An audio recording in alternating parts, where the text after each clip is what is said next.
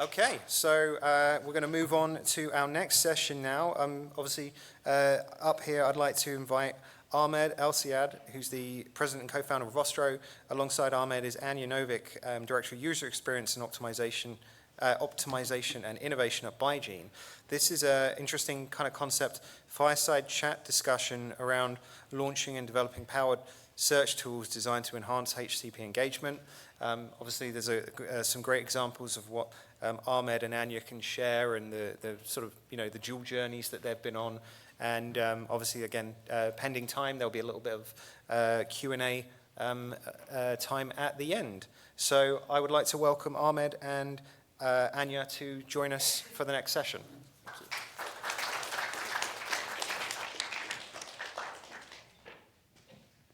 Thank you, Simon. Can everyone hear me? And thank you, Mira and Haley, for a great presentation.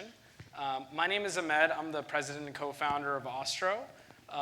Prior to starting Ostro, I was actually training to become a physician. So I went to medical school at Mount Sinai.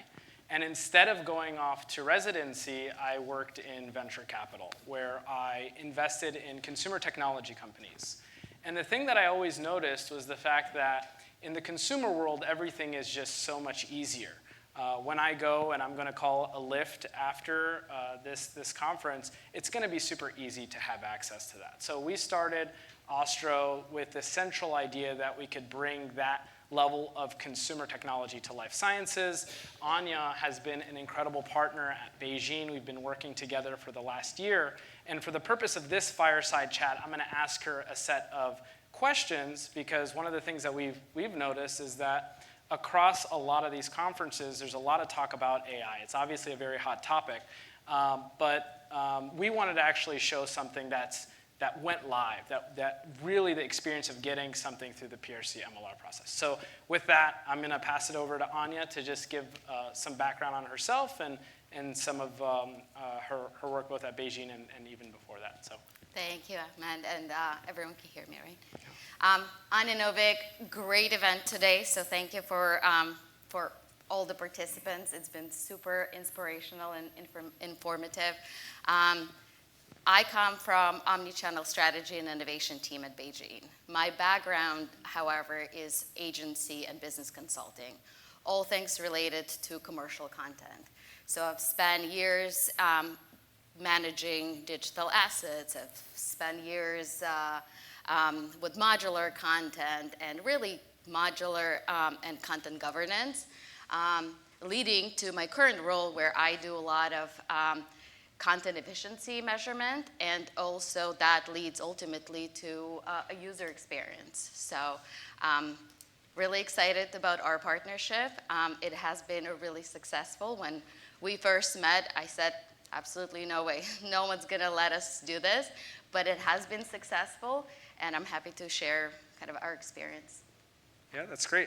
So to kick it off, at BeiGene, what are the main problems you're facing more broadly, and like what were you really tasked with? Good question. So obviously, I work very closely with our brand teams, and everyone wants to make sure that information gets in a timely manner to HCPs in the right channels, in the right format. That's all we care about, obviously, both patients and HCPs. But very honest, how many of us have been on the team calls where your management says, bring AI, what AI projects are we going to work on? How are we going to roll it within the organization? And so being on that innovation team, it's kind of interesting and challenging at the same time, because you do want to do more, but you also don't want to waste time. You don't want to waste time on countless pilots that go nowhere. So when I started looking at different solutions and technologies, I wanted to introduce AI to the organization and make sure we make small impacts and start small and then have an ability to kind of expand and grow. And that's how we partner. Yeah. It's really interesting. I think there's a previous presenter that mentioned we shouldn't do AI for the sake of AI, right? What is the why behind the AI? What problem are we trying to solve? So what was the problem that you were trying to solve at BeiGene before that you wanted Ostro to help you solve? Yeah, it's really access to resources, right? I mean, I think somebody earlier in the presentation mentioned how users go on our websites and they're kind of lost. They have no idea. We hide the resources down into like countless menus, and unless you're familiar with that structure, it takes a little bit of time navigating, and by the time you're done your mindless scrolling and clicking, you're kind of lost that that audience. They might move on to the other platform to look for the information somewhere else. So we wanted to make sure that we get the information that people need at the right time. And nowadays, we all go and we expect, I go search on Google and I kind of expect the answers in the AI format. Like I want to have more of a conversation than think about the keywords that I should use to search for the information that I need. And especially when we talk about, HCPs who are busy, they might be walking around the office and searching for the information, misspelling things, using acronyms. So using AI to apply to search tool and analyze the search terms and provide the relevant information was critical to us. Patients too, we kind of, we haven't crossed that side too much, but from patients, there's an emotional element, and I'll talk a little bit more about it, but we're seeing some patients going to HCP site to search for the information, and as they're searching, they're becoming frustrated. We can see what they're searching and how they're searching, like, why can't you get me this information? And it becomes kind of crazy how we spend so much time on market research, and we work across so many different agencies and partners and try to find information that's relevant where it's at our fingertips. Like we have it. We have an engaged user who comes to the website. They're looking for specific information. And we've discovered in some instances the information is actually not available. So what we've done is we've added, based on the analysis of the results, we've added that information to our websites. And some simple example are, I think we looked last time, the patient management guide, we've updated it. Just from that simple, small updates and the insights that we've gathered on the tool itself, over 350% utilization increase. Like that's huge. So super excited about this and super excited about opportunities to explore other ways. Yeah, absolutely. And I think many in the audience might be wondering, okay, you've implemented this externally facing AI power tool. How did you get this through MLR? Yeah. Right? Yeah, I think that was exactly my question when I first talked to you guys. And I'm like, there's absolutely no way that we can get this approved. So I think educating yourself, I would say, is probably key here.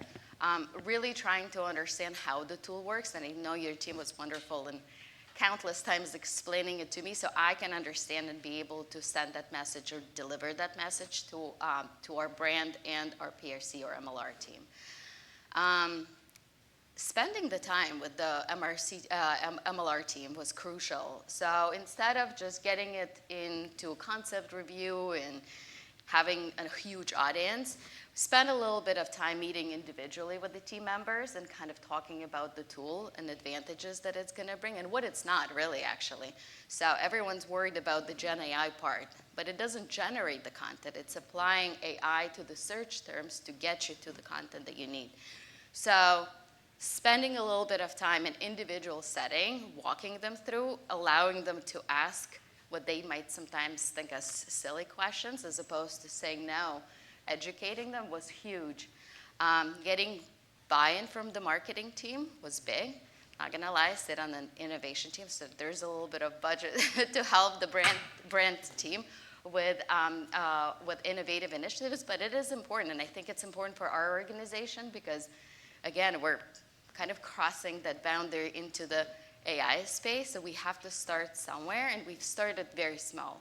So I know that you guys have a ton of different offerings and opportunities, but we're like, how do we start small? How do we create that content matrix and the tool and allow just downloadable PDFs first? Just let's start small.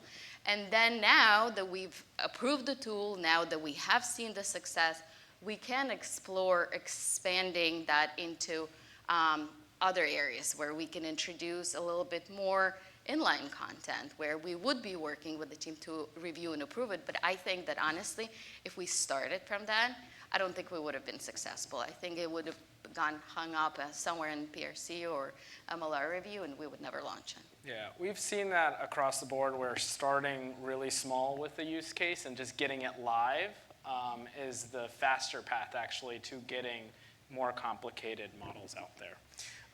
But you know, in light of all this, how long did all of this take? Because it sounds great, but I think, and it sounds like it solves a problem, but you know, we're all very busy. So Yes. how long did it take? Well, I'm super proud Yeah. because it only took us 4 weeks. That's it. So we have an established brand. We have content. They have content. And it was critical to understand that the heavy lifting was done by your team, not by marketing and not by anyone else. We worked with the marketing and their agency to add a couple of code snippets on their website, and the rest was handled by the submission that your team supported. That's it. So 4 weeks from the beginning, from it originating, getting the buy-ins, getting the content, getting it through the review and approval process, and launching. And obviously continuous improvements. Yeah, well, that 4 weeks is definitely one of the faster timelines. I'd say typically, you know, Super proud of it. Typically takes 8 to 10 weeks, but Anya was very, very great at getting us shepherded. And I was new on the team, and I'm like, I'm determined to make small impact. So if you want to start and make an impact, highly recommend. Yeah, and so how did it go? How, you know, what are the results, and what are some of the learnings? Yeah. So as I mentioned, I think getting a couple of first reports from the team was kind of mind-boggling, because when you can start seeing not only the aggregated stat, like that's great, you know, the clicks, the utilization, that's all great, but when you're starting to see the search terms and the search items that people are searching for, that kind of opens up and creates opportunity to kind of want to do more. I talked a little bit about the patient management guide. That was huge, and it was just such small changes that impacted the utilization of the resources. And that's just one example, but we've seen the increased utilization of resources across the board. We also started to see user kind of experience, not only through the tool, but on the website itself. We started paying attention that, oh my God, contact the rep is clicked, I don't know, hundreds of times, but we only get like so many form completions. Like, why? So we started kind of like digging through that a little bit, and we realized we have a lot of people looking at that huge form saying, forget it. So we're starting to explore kind of like ways of how do you utilize the tool to kind of drive that engagement. That is an engaged user that wants information, that is interested. They just didn't land. They've accessed this search bot, and they want to find out something. So that is super exciting for me. We internally have the nurse support program, but you guys have a nurse navigator. So we're super excited to kind of see how we can integrate and provide better support to our caregivers and patients. Interesting that we've started seeing how using the search terms on the HCP side where the tool has launched, we're seeing that some of them, I mentioned, are patients. And the way they're looking and searching for information, that's your targeted audience that you can redirect. So we have a patient support site that we redirect, and that site, without doing anything, has started seeing significant increase in traffic. So I think kind of sitting in this place is an amazing opportunity to start connecting the dots, not for that one specific brand, but for other pillars of the organization. Yeah, you mentioned something that a lot of our clients find out, which is just by putting free text on a lot of these media assets, there's a lot of learnings you can get, because a lot of our clients will spend a decent amount of money on market research when they're driving so much interaction on these different media assets, whether it's brand.com or rep-triggered emails, that by having that open text field, you can actually start hearing what people want directly. One example is on the patient side. You know, I was mentioning this, that one of our clients, their copay card was not working for 7 months, and they had no idea until we put free texts, and 2 days later you saw copay card not working, like keep coming up in the search queries. So I think that's definitely something that we've seen across the board. What advice do you have for members, the audience members here, on if they wanted to implement an AI tool externally where they would have to submit a 2253? I think the advice is to start small, really. I think that's probably the easiest place to start, understanding the tool and being able to explain it to the rest of the organization. I thought that was a critical aspect because, we've talked about it. I feel like we're in this room, we're super excited about AI. We're like, what can we do? But the rest of the organization is a little scared. They're skeptical. They don't understand. And so getting that buy-in is critical. Taking probably a little bit more time for that buy-in was super beneficial. And also, maybe because I come from modular content and content in general, starting to kind of think how to apply the tool and the content, because having the tool is great, but if you don't have content to fuel that machine, it's kind of pointless. So working with the brand team to make sure that there is very close collaboration. That's probably one other thing that I forgot to mention. Super close collaboration between the brand and their agency as they're developing content. Obviously, you want to make sure that you're in sync, and continuously monitoring and taking advantage of it.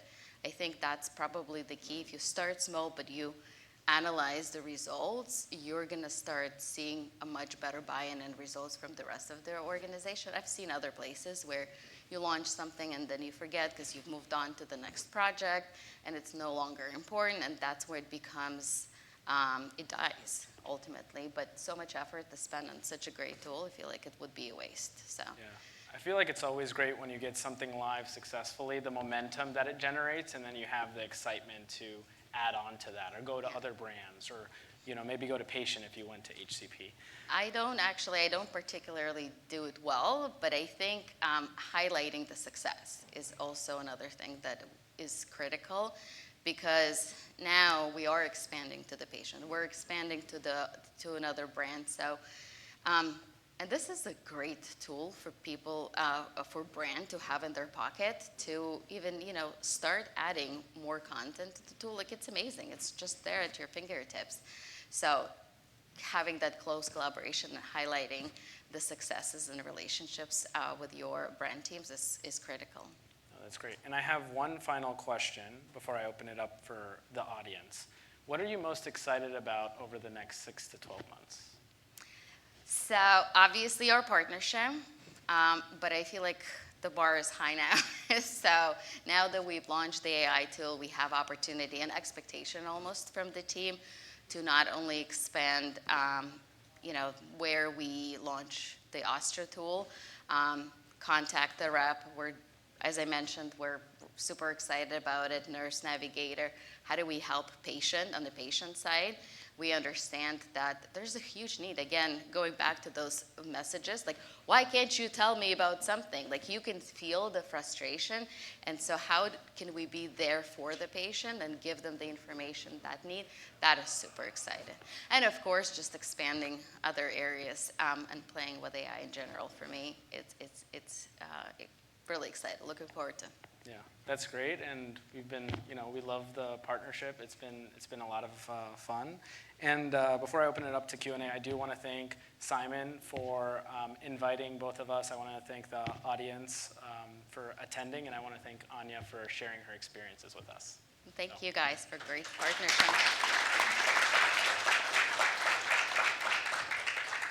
Any questions for Anya? All right. Oh. Just going to say, great tools come with expectations. I'm sure physicians and patients' expectations are going to grow. How does the tool handle the questions it can't answer, right? Yeah. That MLR would not allow, and there is no resource, and you don't want them getting frustrated. They think, oh, this is a great tool, AI-based, and all of a sudden, sorry, can't answer that? Yeah, it's a really good question. There's two things. So it actually can't hallucinate because it can only respond to PRC-approved content. So if an inquiry comes in and we're semantically trying to understand what that inquiry is, it's going to either map out to the best guess or it's going to map out to a catch-all that I don't have an answer to that. And that catch-all also actually is a great opportunity to highlight some of the high-value actions on a website where you're trying to lead users to. So we've done that in the past, and it actually worked out really well. Wonderful. Any additional questions or comments for our esteemed guests here? No. All right. Well, let's give Ahmed and Anya a round of applause again for a wonderful chat.